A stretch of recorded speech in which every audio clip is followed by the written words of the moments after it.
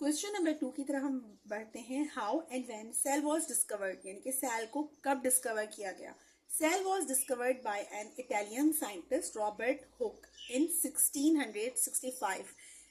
Robert Hooke एक Italian scientist था, उसने डिस्कवर किया। डिस्कवर का मतलब दरियाफ्त करना, और इन्वेंट का मतलब होता है ईजाद करना। क्योंकि आप स्टूडेंट्स हो 9 क्लास के, तो ये छोटी सी जो टर्म है इसका डिफरेंशिएट आपको समझना होगा कि डिस्कवर करने का ये मतलब होता है कि वो चीज़ पहले से इस दुनिया में मौजूद थी मगर उसके बारे में किसी को इल्म नहीं था, तो फिर किसी साइंटिस्ट ने वो चीज़ बताई कि हाँ ये तो पहले से थी, और उसके ऊपर रिसर्च की फर्दर तो पता चला हाँ ये चीज़ है और ये भी एग्जिस्ट करती है। ये डिस्कवरी कहलाती है। इन्वेंशन क्या कहलाती है कि इन्वेंट का मतलब होता है बिल्कुल उस शख्स ने, उस साइंटिस्ट ने वो चीज़ नए सिरे से इजाद की हो, वो दुनिया में मौजूद भी ना हो, उसने डिफरेंट कॉम्बिनेशन के साथ वो चीज़ इजाद की हो, इसको इन्वेंशन कहते हैं। तो there are mainly difference between invention and discovery. तो सेल को डिस्कवर किया गया था क्योंकि ऑलरेडी दुनिया में मौजूद था सेल, इसी से तो मिलके ह्यूमंस बने हैं या इंसान बने हैं। Examining a piece of cork under microscope and found a small honeycomb like chambers. ठीक है, एक पीस ऑफ कॉर्क था उसके पास जिसको वो स्टडी कर रहा था माइक्रोस्कोप के अंदर। तो उसने क्या देखा कि हनीकॉम लाइक स्ट्रक्चर सी कुछ अपेयरेंस उसको दिखी। ये क्या अपेयरेंस है, यानी कि पार्टिकल था, उसको वो स्टडी कर रहा था। तो माइक्रोस्कोप के अंदर वो जो पार्टिकल थे इस तरह के हनीकॉम स्ट्रक्चर, हनीकॉम का मतलब होता है शहद का छत्ता।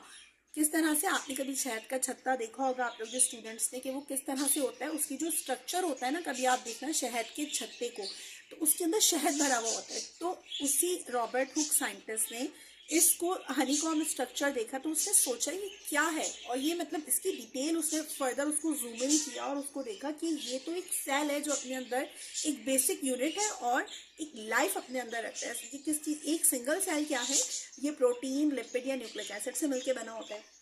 तो रॉबर्ट हुक ने ये फर्स्टली डिस्कवर किया। Called cellula which were later called cell, यानी कि फर्स्टली उसने उन चैम्बर्स को सेलुला कहा एंड देन उसने बाद में उसको सेल का नाम दिया। तो सेल क्या है, जिसे उर्दू में खुलिया कहते हैं, एक बेसिक यूनिट है ह्यूमन लाइफ की या किसी भी लाइफ की, चाहे ह्यूमन हो चाहे एनिमल्स हो, किसी भी लाइफ की वो बेसिक यूनिट क्या है, सेल कहलाता है। नंबर 3 क्वेश्चन, चैप्टर नंबर 2 का नंबर 3 क्वेश्चन भी हम इसमें कवर कर लेते हैं। Who discover the nucleus. अच्छा, सेल तो डिस्कवर हो गया, दिस इज द सेल। मैं आपको यहाँ पे एक रफली बता रही हूँ कि सेल हमने जो है रॉबर्ट हुक ने डिस्कवर कर लिया। अब उसने जब उसको फर्दर स्टडी किया तो उसने प्रोटीन्स देखे, न्यूक्लिक एसिड देखे, लिपिड देखे इसके अंदर, जिससे ये मिलके बना। बट इसके जो कंटेंट्स थे, यानी कि समझो एक घर है उसके अंदर डिफरेंट रूम्स हैं, तो सेल क्या है, इट्स लाइक अ होम। और इसके जो डिफरेंट रूम्स हैं वो क्या है, न्यूक्लियस भी है इसके अंदर, न्यूक्लियोलस भी है इसके अंदर, डीएनए है, राइबोसोम्स हैं, गोल्जी बॉडीज हैं, और सेलुलर स्ट्रक्चर के जितने कंपोनेंट्स होते हैं वो तमाम इसके अंदर मौजूद हैं।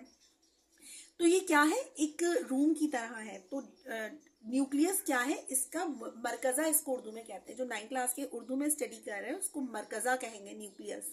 I suggest you all student कि आप लोग जब स्टडी करें उर्दू में भी कोई मसला नहीं है, आप स्टडी करो, लेकिन आप जो वर्ड्स है ना उसको इंग्लिश में ही याद करो, क्योंकि आगे जाकर फिर आपको बहुत मुश्किल होने वाली है इस चीज़ को लेकर कि आप मरकज़ा या खुलिया जो है ये आपको through out your medical career आपको बहुत प्रॉब्लम होगी। तो आप चाहे उर्दू में एक्सप्लेन करो, लेकिन ये जो टर्म है ना मेडिकल टर्म, इसको आप इंग्लिश में ही याद करो। तो दिस इज कॉल्ड न्यूक्लियस, जो उर्दू में मरकज़ा कहलाता है।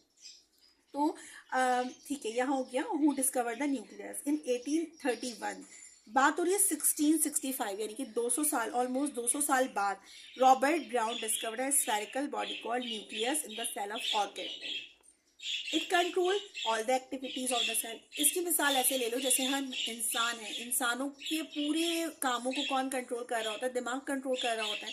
तो न्यूक्लियस को ब्रेन से रिजेंबल किया गया है, तशबीह दी गई है उसको ब्रेन के साथ, जो है वो एक सिमिलैरिटी दी गई है। जैसे इंसान के दिमाग उसकी पूरी बॉडी को कंट्रोल कर रहा होता है, इसी तरह सेल के जितने भी वर्क हो रहे होते हैं, इसके अंदर जो भी काम हो रहा होता है वो कौन कंट्रोल कर रहा होता है, न्यूक्लियस।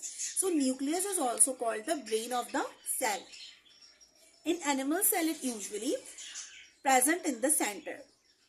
अच्छा, यहाँ पे आप स्ट्रक्चर देखो, एनिमल सेल के अंदर ये सेंटर में प्रेजेंट होता है, but in plant cell it push toward the cell membrane. Plant cell, यानी कि यहाँ पे डिफरेंस बताया गया है, ये देखो आप, प्लांट सेल है, एनिमल सेल है, इसमें थोड़ा सा डिफरेंस है। तो न्यूक्लियस क्या है प्लांट सेल के अंदर, वो किनारे पर होता है, सेंटर में होता है, बट एनिमल सेल के अंदर वो बिल्कुल बीच में होता है। इसकी हम जो सेल का स्ट्रक्चर देखेंगे वो आप उसको वहां पर देखोगे। क्वेश्चन नंबर 4 है, हम ये भी इसमें ऐड कर लेते हैं। Who propose the cell theory, यानी कि सेल की थ्योरी किसने एक्सप्लेन की? Explain the salient feature of cell theory. Salient feature मतलब बेसिक बातें, चीदा बातें जो है या हेडिंग्स सेल के बारे में वो बताया। Schleiden, Schwann and R Virchow proposed different suggestions from the time to time that became cell theory, यानी कि डिफरेंट साइंटिस्ट थे, फिर उसके ऊपर फर्दर स्टडी होती गई, माइक्रोस्कोप की, फिर इलेक्ट्रॉन माइक्रोस्कोप आई, और मतलब फर्दर जैसे हम साइंस में तरक्की करते जाते हैं तो फर्दर उस चीज़ के बारे में हम जानते जाते हैं। तो जैसे इलेक्ट्रॉन माइक्रोस्कोप आया तो उसने फर्दर सेल के बारे में एक्सप्लेन किया कि इसके अंदर माइटोकॉन्ड्रिया भी है, इसके अंदर गोल्गी एपरेटस भी है, इसके अंदर न्यूक्लियोलस भी है, डीएनए भी है, क्रोमोसोम्स भी हैं। तो ये तमाम जो चीज़ें हैं ना वो फर्दर स्टडी के बाद सामने आई। तो ये दो साइंटिस्ट थे जिन्होंने सेल थ्योरी प्रपोज की थी। उसके सैलिएंट फीचर क्या है? All living organisms are composed of one or more sales. तमाम जानदार एक या एक से ज्यादा सेल्स पे मुश्तमिल होते हैं, कंसिस्ट होते हैं। लाइक ह्यूमन बींग्स है, ट्रिलियंस ऑफ सेल से मिलकर बनता है। एमीबा एक बैक्टीरिया है, वो जो सिंगल सेल पे कंसिस्ट होता है, जो आप under electron microscope 9th class में देखोगे एमीबा की शेप को। This cell is the basic structural and functional unit of all organisms. Cell क्या है? इसी की वजह से तमाम, यानी कि हर सेल के अंदर एक प्रॉपर दुनिया आबाद है, ये प्रॉपर अपना फंक्शन कर रहा होता है। सेल के अंदर भी बहुत सारे कंपोनेंट्स हैं, ठीक है। जब हम आप एक सेल की स्टडी करेंगे तो हम देखेंगे हर सेल का जो कंपोनेंट है वो डिफरेंट काम कर रहा होता है, और इस तरह डिफरेंट सेल मिलके पूरा एक ऑर्गेनिज्म बना रहे होते हैं। New cell are form by the division of pre existing cell. अच्छा, ये पॉइंट आप देखना कि ये जो सेल होते हैं इंसान के जिस्म के अंदर पाए जा रहे हैं, जानदार के अंदर, तो जो नए सेल बनते हैं वो पुराने सेल की वजह से बनते हैं, यानी कि वो प्रोड्यूस कर रहे होते हैं। पुराने सेल मर जाते हैं, वो नए सेल प्रोड्यूस करते हैं। यही होता है ना कि पेरेंट्स जो होते हैं वो नए ऑफस्प्रिंग बना रहे होते हैं। तो ये इसकी जो है वो सैलिएंट फीचर्स हैं। तो ये 4 हैं, आपको जस्ट याद रखने में आसानी है। अब अगर आप समझोगे नहीं यहाँ से आप 9, अगर आपका मेडिकल करियर लेने का इरादा है तो आपको 9th क्लास में बायोलॉजी बहुत अच्छे से समझनी है, और एक एक ईच एंड एवरी टॉपिक को, पॉइंट को, एक एक टर्म को समझते हुए आगे बढ़ना है। नेक्स्ट वीडियो में हम देखेंगे कि सेल में का जो स्ट्रक्चर है वो क्या होता है।